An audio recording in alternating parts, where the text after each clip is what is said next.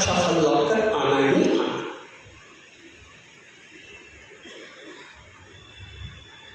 इंसान के जीवन में दुख आते हैं। दुख दो तरह के, एक दुख वो जो एक्सीडेंटली हमें मिलता है, जैसे कार से टक्कर लग गई, दुख आया। आज बुखार आ गया, ये एक्सीडेंटली हमें दुख आया है।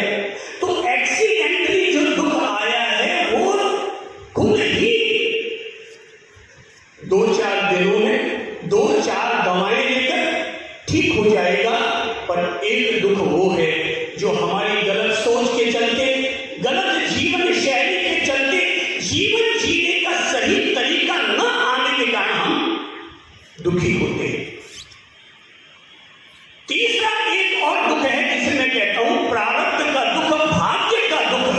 भाग्य का दुख, रोना रोते रहने से तो किसी का भी भाग्य का दुख दूर नहीं होगा। पर अगर हम अपनी जीवन शैली को ठीक करते हैं, अपनी जीवनचर्या को, अपनी सोच को, अपने एटीट्यूड को, अपने बिहेवियर को अगर हम ठीक कर लेते हैं, तो मेरा मानना है भाग्य भले ही कितना भी नाराज और रूठा हुआ क्यों ना हो, फिर भी हम अपने जीवन में सदा बाहर सुख के स्वामी बन सकते हैं। इतिहास कहता है कि पहले के लोग बहुत आदर्श जीवन जीते थे, इसलिए सुखी थे। विज्ञान कहता है कि हमने जो टेक्नोलॉजी डेवलप की है उससे आने वाला कल हमारा सुखी होगा। इतिहास कहता है अतीत सुखी था, विज्ञान कहता है कि भविष्य सुखी होगा।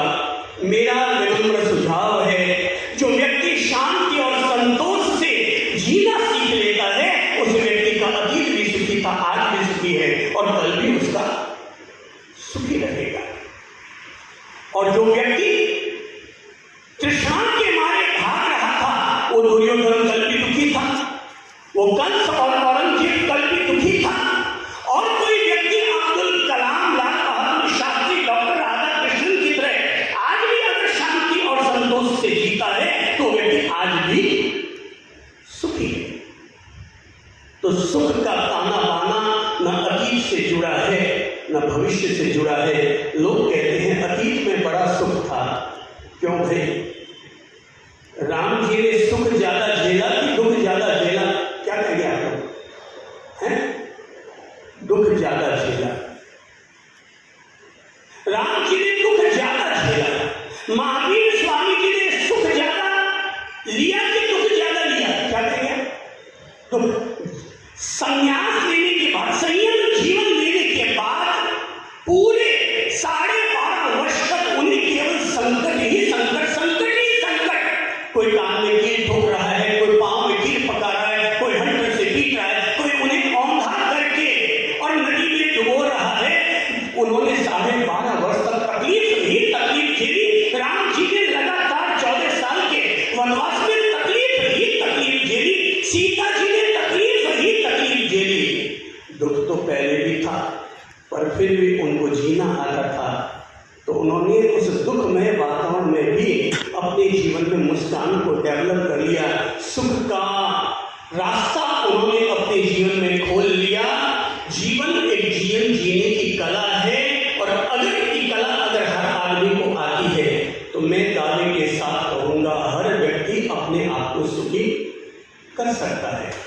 इसका मैं ये भी कहूँगा, सुख और दुख ये दोनों हमारे मन की अवस्था है। ये भी समझ लीजिए, ये दोनों क्या है? हमारे मन की अवस्था है। मैंने कई अमीर घर देखे हैं जिनके यहाँ सारे सुख साधन हैं, मगर फिर भी रोना रोते रहते हैं। और मैंने कई ऐसे मध्यम वर्गीय गरीब घर भी देखे हैं जिनके पास खाने के लिए कोई बादाम पिस्ता नहीं है, मगर फिर भी उनके घरों में बड़ी किलकारी और बड़े आनंद के वातावरण उनके यहाँ देखने को मिल जाया करते हैं। अब ये कितनी बड़ी गजब की बात है कि कल ही जब अपन यहाँ चर्चा कर रहे थे, तो चर्चा करते समय एक ऑटो ड्राइवर चला आया और कहा कि साहब, मैंने पिछले सत्संग में आपकी प्रेरणा से मैंने गुटखा या व्यसन का मैंने त्याग कर दिया था। अब गजब की बात ये देखो, वो ऑटो ड्राइवर है, फिर भी रोज 2 घंटे का समय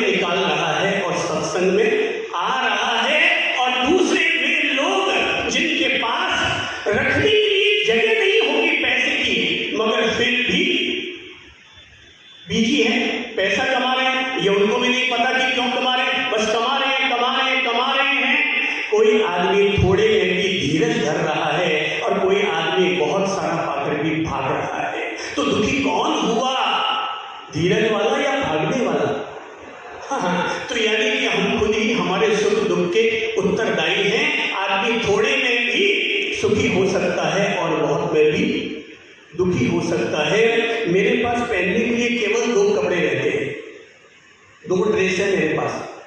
मेरा परिग्रह कितना है, मेरा संग्रह कितना है, तो मेरे पास कितना है, केवल हाथ में उठाकर बोलो, 2 ड्रेस। एक वो जो मैंने इस समय पहन रखी है और दूसरी वो जो मैली हो जाने पर मैंने उसको धोने के लिए रखी हुई है।